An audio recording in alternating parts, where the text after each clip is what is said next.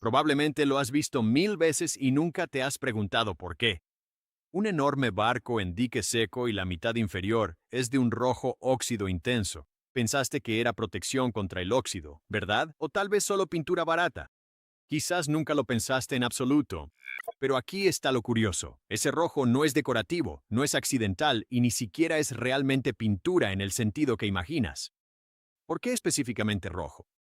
¿Por qué solo debajo de la línea de flotación? ¿Qué le pasa a un barco que se lo salta? ¿Hay veneno real ahí dentro? ¿Y por qué la Marina Británica tropezó accidentalmente con algo que silenciosamente dio forma a todo el mundo moderno? Quédate, porque la respuesta es más extraña de lo que imaginas. Empecemos por lo que realmente sucede bajo un barco. Debajo de la línea de flotación tienes agua cálida y salada llena de vida. Percebes, algas, mejillones, gusanos tubícolas y todos buscan una superficie dura a la que aferrarse y llamar hogar. El casco de un barco es básicamente un enorme edificio de apartamentos flotante para estas criaturas. Las encuentran, se posan sobre ellas y empiezan a reproducirse rápidamente, especialmente en aguas tropicales cálidas. Cada pequeño organismo añade una cantidad diminuta de resistencia. Pero si multiplicas eso por millones de ellos cubriendo todo el fondo de un barco, de repente ya no estás hablando de algo pequeño. Estás hablando de que el casco gana peso real, fricción real y resistencia real. Un barco muy incrustado, esa es la palabra que usan los marineros, incrustado, que significa cubierto de vida marina, puede perder hasta un 40% de su eficiencia de combustible. Eso es como conducir tu coche durante todo un viaje por carretera con el freno de mano puesto. El barco sigue moviéndose, pero está trabajando mucho más de lo necesario, quemando mucho más combustible, y llegando mucho más tarde de lo que debería. Así que la pintura roja es la solución. Pero aquí es donde la mayoría de la gente se equivoca. El color rojo no es lo importante, es un efecto secundario. El ingrediente activo dentro de esa pintura es el cobre. Mezclan compuestos de cobre en la base de la pintura y el cobre es marrón rojizo. Por eso el color del casco no es por diseño. Es simplemente el aspecto que tiene el cobre. Los barcos no se pintan de rojo. Se pintan de cobre y el rojo simplemente viene incluido. Ahora es cuando la cosa se pone loca. Los marineros utilizaron cobre en los barcos durante siglos, antes de que alguien comprendiera la química que explicaba por qué funcionaba. Esta es la parte que todos pasan por alto. El cobre no construye un muro que los percebes no puedan cruzar. No crea una capa dura. Lo que hace es mucho más extraño.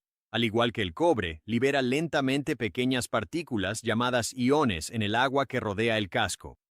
Estamos hablando de una capa de agua finísima, casi invisible. Esos iones son ligeramente tóxicos para los pequeños organismos marinos. No son peligrosos para los peces que nadan cerca, ni para el barco, pero para una larva de percebe que intenta posarse y adherirse, esa pequeña zona alrededor del casco se siente hostil, incómoda, incorrecta. Así que la larva se aleja y busca otro lugar donde vivir. La pintura no mata todo en el océano. Simplemente hace que el casco sea el peor lugar posible para instalarse.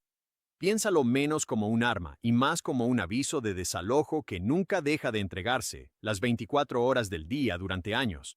Pero no toda la pintura anti-fouling funciona de la misma manera, y aquí es donde se pone interesante. Hay dos tipos principales, y son casi opuestos.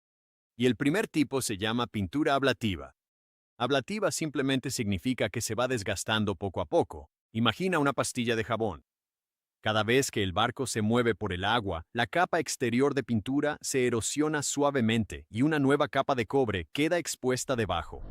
La pintura está literalmente diseñada para desaparecer con el tiempo. Esa es la característica, no un defecto.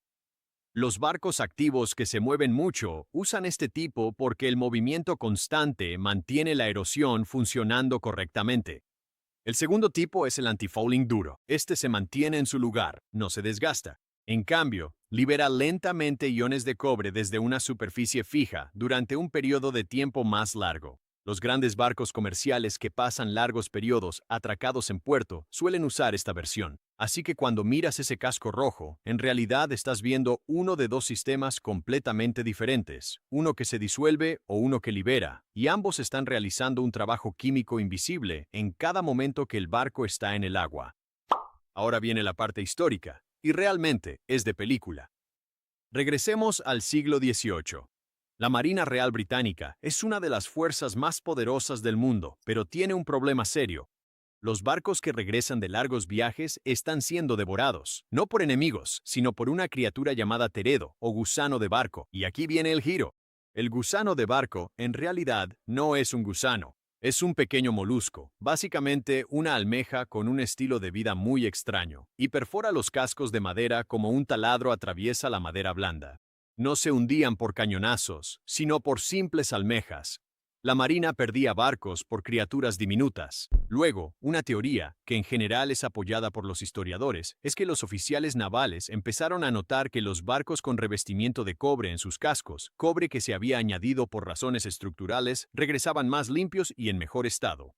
El cobre estaba resolviendo accidentalmente un problema biológico que nadie había comprendido del todo aún. Para finales del siglo XVIII, la Marina británica estaba cubriendo deliberadamente los cascos con láminas de cobre. Los barcos se volvieron más rápidos. Podían permanecer en el mar por más tiempo. Los viajes que antes se veían interrumpidos por el deterioro del casco, ahora podían completarse en su totalidad. Algunos historiadores sostienen, con cautela, que esto le dio a Gran Bretaña una verdadera ventaja naval durante una era crítica de competencia global. El metal antipercebes ayudó a decidir qué imperio venció, aunque el cobre era pesado y caro. No podías ponerlas en todos los barcos del mundo. Exacto. Por lo tanto, el verdadero cambio llegó durante la era industrial, cuando los químicos descubrieron cómo moler compuestos de cobre en forma de pintura.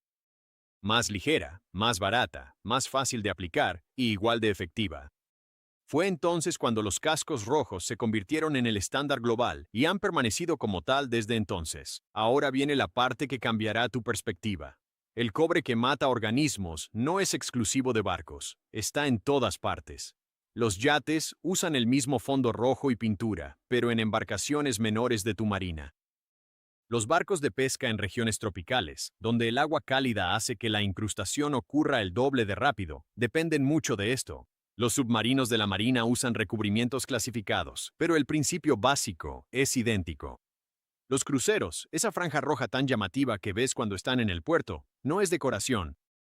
Esa es la línea de defensa activa contra la incrustación. La ropa deportiva con infusión de cobre existe porque algunas marcas aplican la misma lógica antimicrobiana para controlar los olores en las telas. Las manijas de puertas y pasamanos en hospitales suelen estar hechos de cobre porque la misma química iónica que repele los percebes también elimina bacterias al contacto.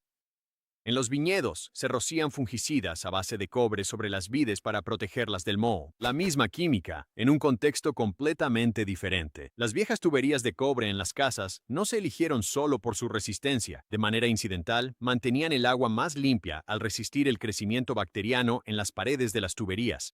Y tu centavo, bueno, los centavos modernos son 97.5% de zinc con solo un recubrimiento de cobre.